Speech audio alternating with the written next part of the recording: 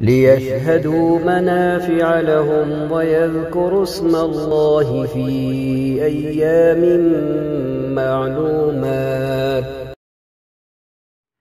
السلام علیکم ورحمۃ اللہ وبرکاتہ۔ کل بھی ایک سوال آیا اور ابھی کچھ دیر پہلے وہی سوال پھر ریپیٹ ہوا، جس سے معلوم ہوا کہ باقاعدہ مہم بنا کر یہ بات شیئر کی جا رہی ہے۔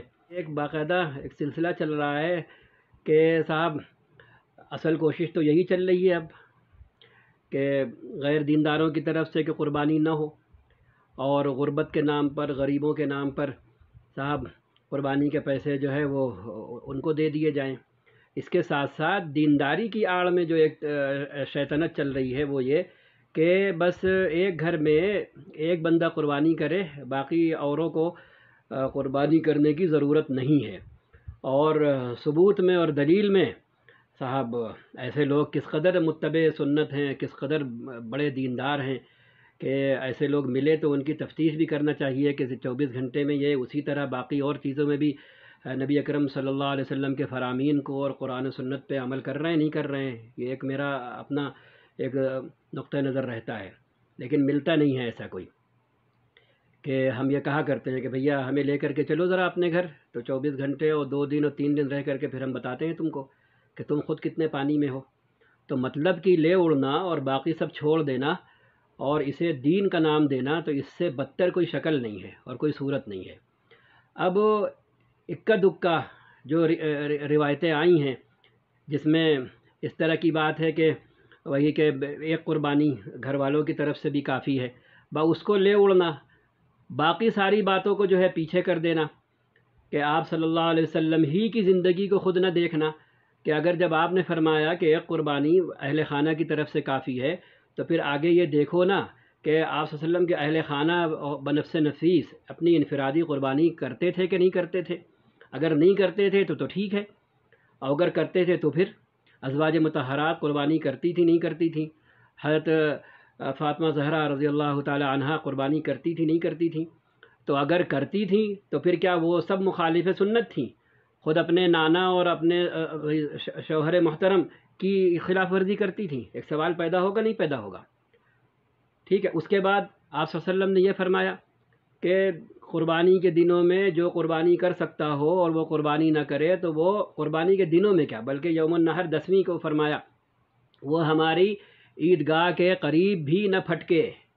تب ان دونوں کو جوڑیے کہ اگر بات اتنی ہے تو پھر یہ کیوں فرمائی کہ من کان لہ سعۃ، کہ جسے وسعت ہو، کیونکہ سب کو پتہ ہے قربانی میں کوئی وہ مالک نصاب ہونا اور حولان حول ہونا اور وغیرہ یہ سب تو شرط ہے نہیں۔ ان دنوں میں جس کے پاس اتنے پیسے ہیں اور اتنی استطاعت ہے کہ وہ قربانی کر سکتا ہے، اور یہیں پر اس دھوکے سے بھی ہم نکل آئیں۔ قربانی سے مراد وہی 20,000 کا 15,000 کا جانور لے کر قربان کرنا مراد نہیں ہے۔ قربانی سے مراد قربانی کرنا ہے، چاہے وہ ہم صاحب استطاعت ہیں، اتنے پیسے خرچ کر سکتے ہیں تو ہم جانور خریدیں گے، نہیں کر سکتے ہیں، اتنی استطاعت نہیں ہے لیکن حصہ لینے کی استطاعت ہے تو ہم حصہ لے کر قربانی کا تقاضا پورا کریں گے۔ ٹھیک ہے، تو قربانی سے غرض ہے تو یہ ہے مطلب کہ لے لینا، باقی سب چھوڑ دینا اور اسے دین کا نام دینا۔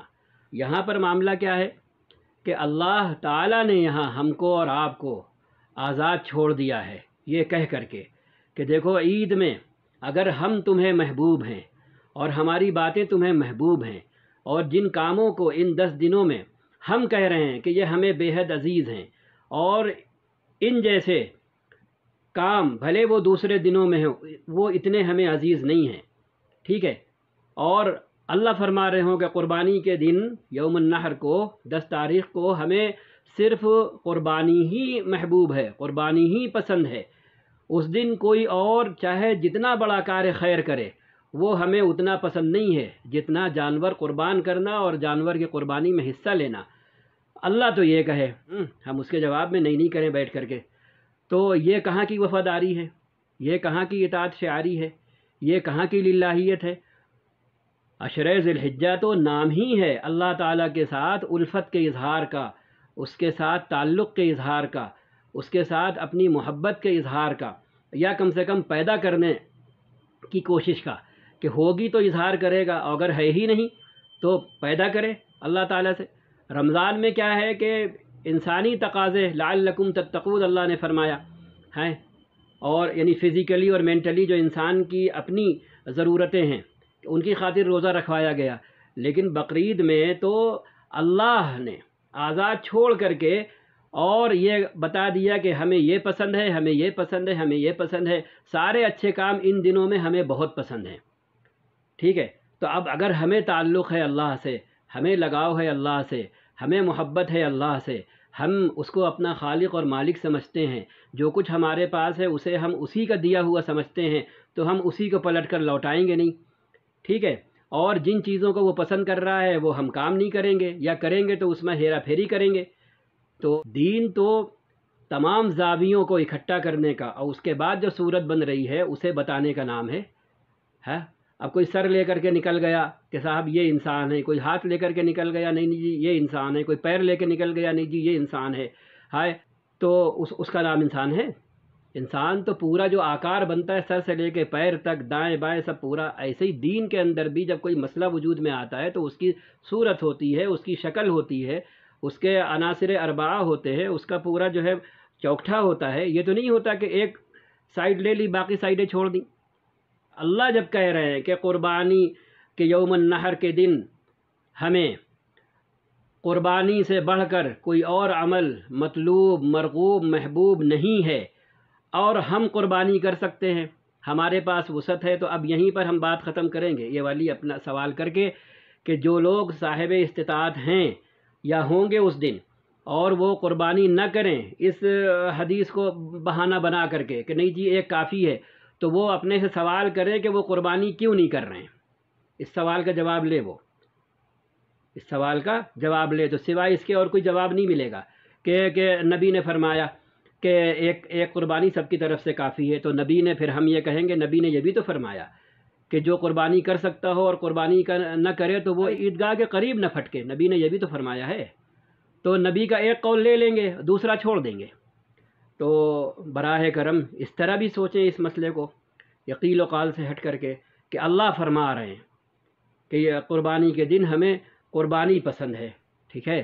تو للہ للہ للہ ہے، اللہ کو سامنے رکھیں، اس کی بات کو سامنے رکھیں، اس کی پسند کو سامنے رکھیں، اس کے تقاضے کو سامنے رکھیں، ٹھیک ہے۔ اور نبی کی زبانی اللہ تعالیٰ نے اپنی محبوب ترین چیز جو پسند فرمائی ہے اس دن اس کو سامنے رکھیں، اور اس کے بعد سوچیں، اور نبی کے فرمان کو بھی سامنے رکھیں کہ جو ہماری استطاعت سے، ہماری حیثیت سے جڑا ہوا ہے، کہ اگر ہم اس دن قربانی کر سکتے ہیں اور قربانی نہیں کر رہے ہیں تو نبی نے یہ فرمایا ہے کہ خبردار جو ہماری عیدگاہ کے قریب ہوئے تم۔ اسی طرح آپ صلی اللہ علیہ وسلم نے، اور آگے بڑھ لیجئے، ایک بات اور یاد آ رہی ہے، آپ صلی اللہ علیہ وسلم نے پوری امت کی طرف سے بھی تو قربانی فرمائی ہے کہ جب قربانی کی تو فرمایا کہ یہ قربانی امت کے ان لوگوں کی طرف سے ہے کہ جو قربانی نہیں کریں گے۔ تو اس کا مطلب جو ہے آپ قربانی کرنے سے ہٹ جائیے اور کہیے نبی نے کر تو دی ہے۔ تو وہاں چول نہیں بٹھائیں گے، کیا مطلب ہے اس کا؟ وہاں بھی تو سیدھا سیدھا مطلب ہے کہ امت کا وہ غریب طبقہ کہ جو حسرت رکھتا ہے کہ کاش اس کے پاس پیسے ہوتے، کاش وہ مالدار ہوتا ہے، وہ چھپ چھپ کر کے روتا ہے، وہ آنسو بہاتا ہے، اس طبقے کی طرف سے آپ صلی اللہ علیہ وسلم نے قربانی کر دی کہ جب وہ روئے، جب وہ آنسو بہائے اور قربانی کو یاد کر کے تو یہ سوچ لے کہ نبی کو یہ پتہ تھا، اس لیے ان سب کی طرف سے نبی نے جو ہے قربانی کر دی ہے۔ لیکن اب وہی انسان کل مالدار ہو جائے تو بلے بلے کرے کہ نبی نے کر تو دی ہے، اب ہم مالدار ہو گئے تو کیا ہے، اللہ کے رسول ہماری طرف سے قربانی کر چکے ہیں، خلاص۔ اور جب آپ کر چکے ہیں اتنے پہلے، تو جیسے 1500 سال سے ہماری طرف سے ادا ہوتی چلی آ رہی ہے تو ایسے ہی آگے بھی ادا ہوتی چلی جائے گی جی۔ تو یہ سب باتیں ہیں تو بظاہر سننے میں بڑی اچھی لگتی ہیں، لیکن جب اس کو لے کر کے بیٹھیے تو پتہ چلتا ہے پھر ہے کہ یہ کتنی بودی ہیں اور کتنی یک طرفہ ہیں۔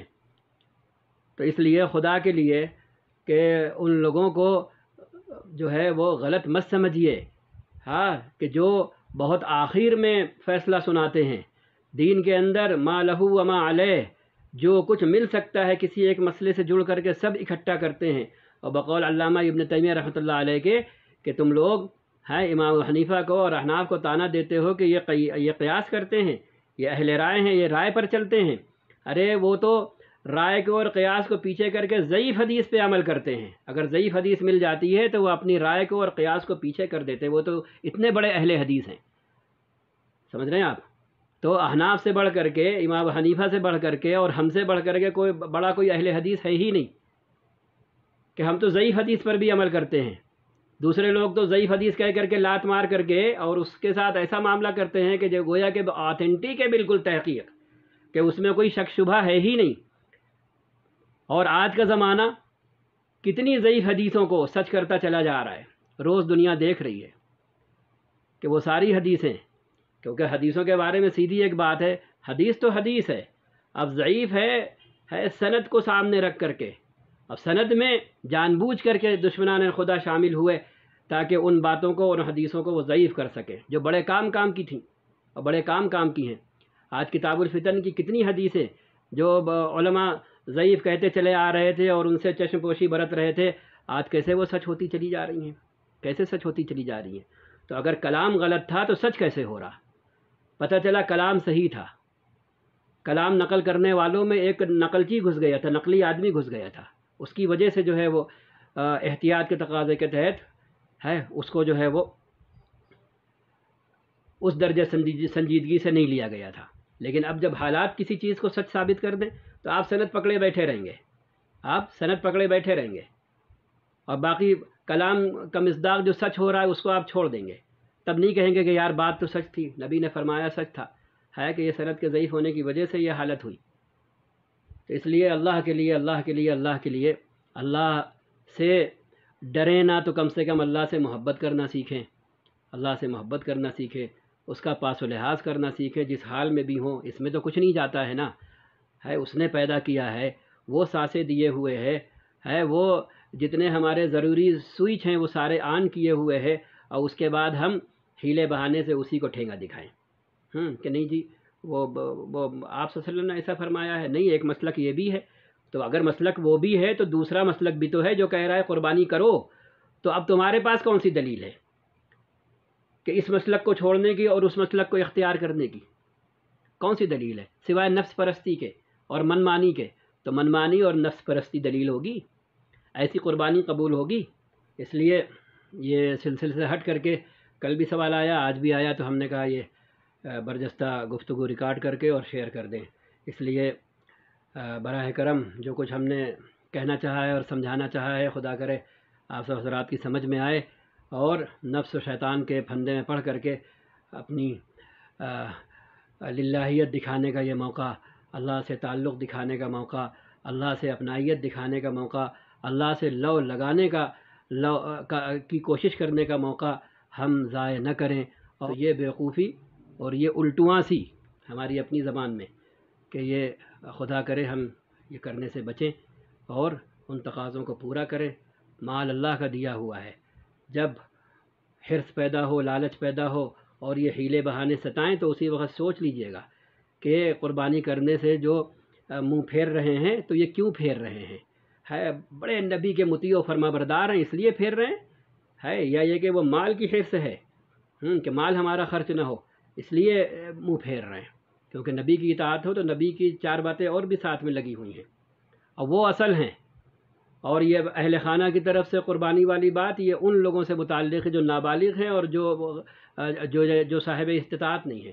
اجر و ثواب میں آپ ان کی نیت کر لیجئے. قربانی واجب ہم پر ہے, ہم کریں گے, لیکن ہم اپنے بچوں کی طرف سے جو ابھی کما نہیں رہے ہیں اور باقی سب کی طرف سے ہم نیت کر لیں گے. اللہ کہہ رہا ہے کہ تم, نبی فرما رہے ہیں کہ اگر کر سکتے ہو اور نہیں کر رہے ہو تو خبردار جو عیدگاہ کے قریب آئے. اللہ فرما رہے ہیں کہ آج کے دن میرے بندے ہمیں جو ہے وہ قربانی کرنا بہت محبوب ہے. اب اللہ کہیں ہمیں محبوب ہے اور ہم کہیں نہیں ہمیں پیسے بہت محبوب ہیں. ہاں, اور دین کے نام پہ محبوب ہیں, پیسے بچانا دین کے نام پہ ہیں. اپنے نبی کے ایک قول کی آڑ میں ہم یہ حرکت کر رہے ہیں تو تف ہے. ہاں, ایسی سوچ پر اور ایسے اقدامات پہ اللہ تعالی ہم کو آپ کو کہنے سننے سے زیادہ عمل کرنے کی توفیق پہلے نمبر پر عطا فرمائے اور سمجھنے کی توفیق عطا فرمائے. لیکن سمجھتے رہیں ہم, عمل لیکن کر لیں. یہ نہیں کہ سمجھیں گے پھر کریں گے, یہاں پہ یہ معاملہ نہیں ہے. یہاں آپ بنا سمجھے کر لیں, بیڑا پار ہو جائے گا ہمارا. ٹھیک ہے, اس میں ہمارا کوئی نقصان نہیں ہے کیونکہ حکم واضح ہے کہ قربانی کے دن اللہ تعالیٰ کو احراق دم سے بڑھ کر، خون بہانے جانور کی قربانی سے بڑھ کر اور کوئی عمل جو ہے پسند نہیں ہے۔ بس یہ سرٹیفکیٹ ہمارے لیے کافی ہے قربانی کرنے کے حق میں۔ السلام علیکم ورحمۃ اللہ وبرکاتہ۔